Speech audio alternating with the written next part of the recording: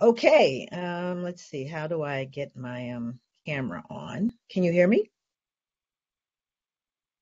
There I am. Can you hear me?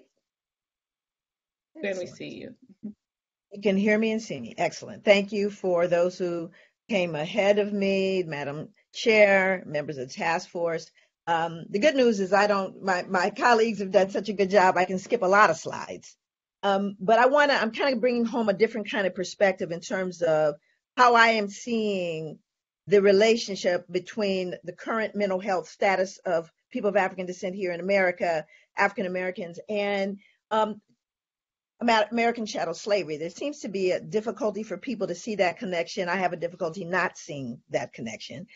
So part of this is going to really trying to bring home those connections. And the first thing I wanted to say is that there's a bit of mythology around the whole idea um, of slavery. So what happened after slavery officially ended? Well, the first thing that happened is it didn't. Okay, it was peonage, the unlawful selling of people back into slavery. And this lasted, of course, until 1945. Then after that, you had black codes, sundown laws, and exclusionary acts. So everybody was free, but you better not come here. And those sundown laws and sundown towns exist right now. Gina, Louisiana was one of those places when we heard about the Gina Six. And of course, that ended in 1867. Then you had the convict leasing. Well, we got to have a slave labor force. So this is where disproportionality happened. We want to know where that happened. How is it we disproportionately have all these black folks in prison? Well, they had to change the rules. And so now we're going to lease them out. In order to lease them, we have to hold them accountable for something. So now we're going to charge them things like vagrancy, startling a white woman, looking menacingly at a white woman. 15 years, 25% died under convict lease. Then following convict lease, we had Jim Crow, separate but equal. Well, it's always been separate. Matter of fact, it's still separate, but it's never been equal. Because everyone here knows wherever you are where the hood is, right? And you know what defines the hood. You know when you cross that border and you stop seeing banks and you see check cashing places. You get my drift. So then we had, along with that Jim Crow segregation, we had anti-blackness and racial terrorism. We had lynchings, we had beatings, we had, well, everything we see today.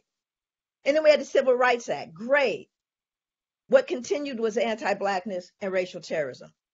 And from that, we have something called serial forced displacement, starting with slavery, being displaced from Africa, followed by, Jim Crow. And then we started naming it different things because that wasn't pleasant. It created cognitive dissonance. So people needed to get new names. So we called it redlining. It wasn't quite nice, but it wasn't as bad as some of the other stuff. And then after that, we said, well, urban renewal. And then it became curing urban blight. And now we have gentrification. That is serial forced displacement. Guess what the literature and data says happens when you displace people over and over again? It results in interpersonal and structural violence. So you break my leg and then you complain that I limp. Let's look at the first slide, the second slide, actually. So when we start looking at slavery, and I'll be able to fold this in, we have people like Thomas Jefferson that make statements like Black people were, of course, physically unattractive, a little inconsistent with his behavior. We required less sleep. We were dumb. We were cowardly and incapable of feeling grief. Stay with me. He's saying that, 17, 1800s, this is when these things are being said. And more importantly, he's saying it, which means now I'm going to export it to the rest of the world. So he exported anti-blackness and racism and dehumanization. But now let's fast forward. Those myths about who we are show up right now. This is a survey of 222 medical students and residents. And this is from publishings from the Proceedings of the National Academy of Sciences. They showed half of them endorse at least one myth about physiological differences between Black people and white people, including that Black people's nerve endings, and this also goes back to J. Marion Sims. I'm not going to cover those slides because I'm sure you've heard a great deal about him, that Black people's nerve endings are less sensitive than white people's. And when asked to imagine how much pain white or Black patients experience in hypothetical situations, the medical students and residents insisted that Black people felt less pain.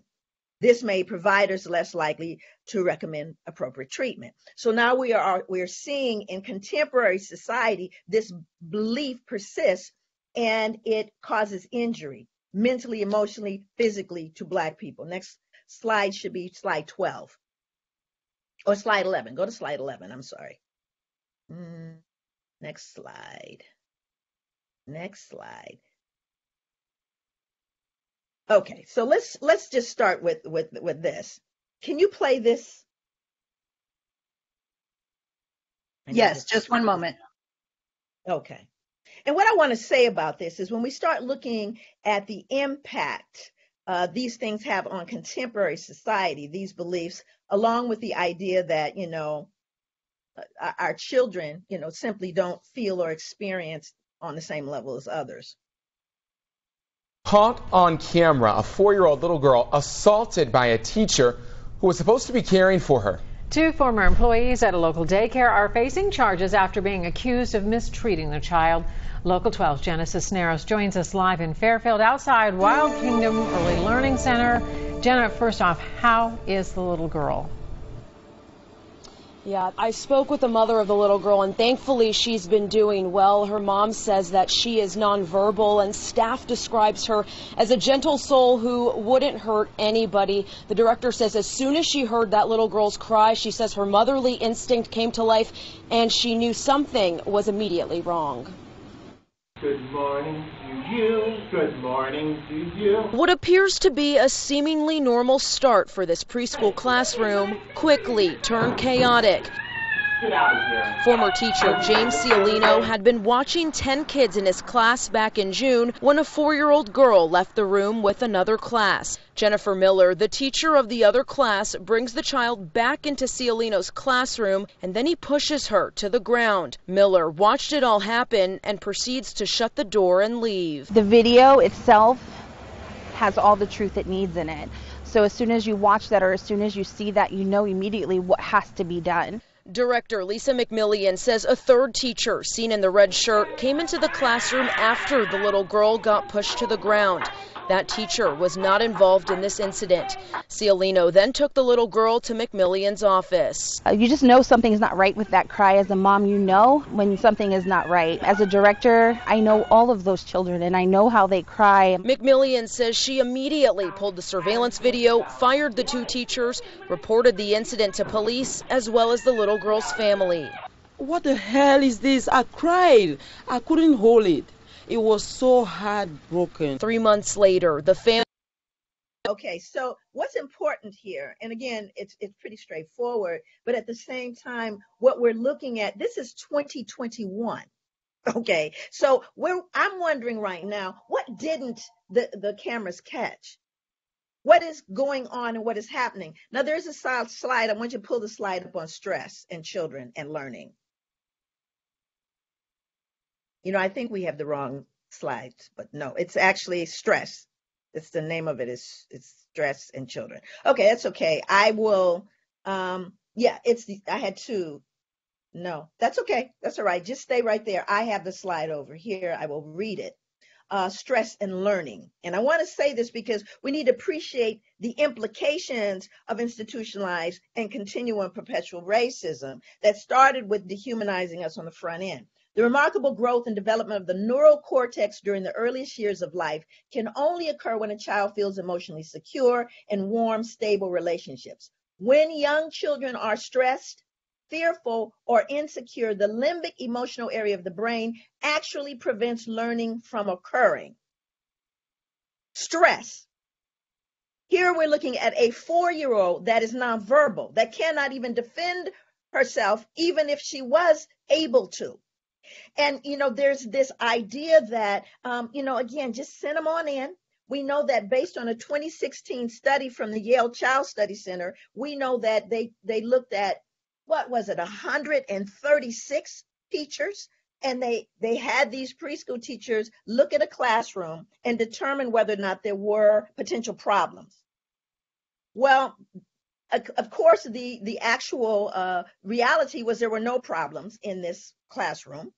But instead of watching the teachers what buttons they push, they watched the trajectory of their gaze to determine who they looked at when they thought there was going to be a problem. And predictably, just as we see the explosion of 4-year-olds and 3-year-olds, they looked at black boys. They looked at them more. And even when 2 children were off task and there was a white child, a black child, they didn't see the white child. They saw the black child. Now, next slide. And this next presentation, I think, is just a picture of a classroom. You might have heard of this. Again, 2021. This is in Roswell, Georgia. And I want to unpack this for you developmentally, what's going on in this room. First of all the children in this room are innocent. What these parents captured when they decided to look in at their children, they noticed when they looked in to see what their child was doing, that all the white children have food in front of them and none of the black children do. So there's learning going on here. The learning for the white children is that we're special. We don't quite know why, but we know we're more special than them. Now, what's interesting about this captured picture, which went viral, is that none of the children told their parents. Now, let's get into the psyche of the black children and to determine what's going on in their little minds as we see them harmed in this way. Okay, so what happens is a child internalizes shame, fear, guilt. We're bad. None of this is articulated, not even to their parents, but it's internalized. And then we want to know why Johnny can't read. And so for me, what I do, Joy DeGruy Publications, and with the models that I've written, all the things that you heard, is I put into the hands of parents data. So here's what I don't do. What every black parent does is they take their little kids, they send them into the classroom, and they hope you're not going to hurt them. They hope that they're not going to do to you what they did to me. Like my high school guidance counselor told me I wasn't college material, middle-aged white woman. Didn't bother me or my family, but I can imagine how many other people she poisoned through her career. But she gets to be in these institutions where she does harm. So when I tell parents, when you send them in the classroom, I don't send them in hope, because I got skin in the game. So I go to my grandchildren's schools. I will train for free. But one of the things that I do with each classroom, and I walk in and there is a white teacher that is teaching my grandson or my granddaughter, I'm going to say, hello. I want to know what you're going to do to mitigate any potential harm as a result of implicit bias. And they may respond to me by going, oh, what do you mean? Well, here's some data. Want you to have that. Now that you've read it, I need to know what you're going to do to mitigate. Well, I'm not a racist. Here's some more data. You might not know. But what I have to do is lean into the direction of the most vulnerable. And I have to say, you being a nice person has nothing to do with this. I have 300 years of history. So there's 2 things that reparations needs to do, and it's been stated already. First is you got to stop breaking my leg if you expect me to heal from the injury. And 2, we have to build and create an environment so our children don't have to come home every day and say, my teacher doesn't like me. And like I said, there's what's caught on film, and then there's what we don't see. And so, there's an African proverb, and the African proverb says, when you pray, go ahead and pray, because we should pray, but move your feet.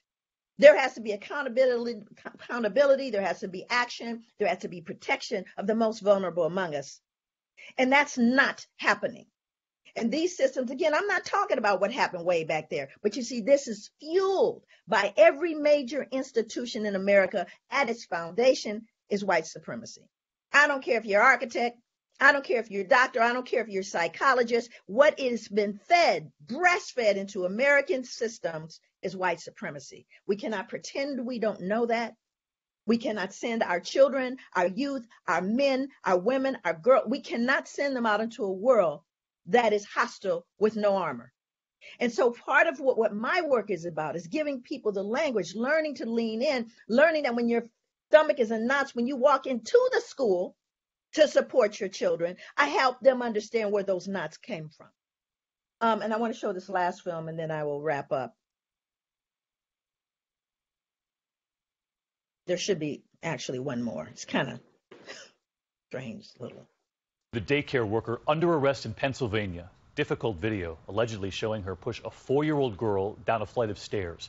Authorities say she then notices the camera above her. Here's ABC's Lindsay Janis.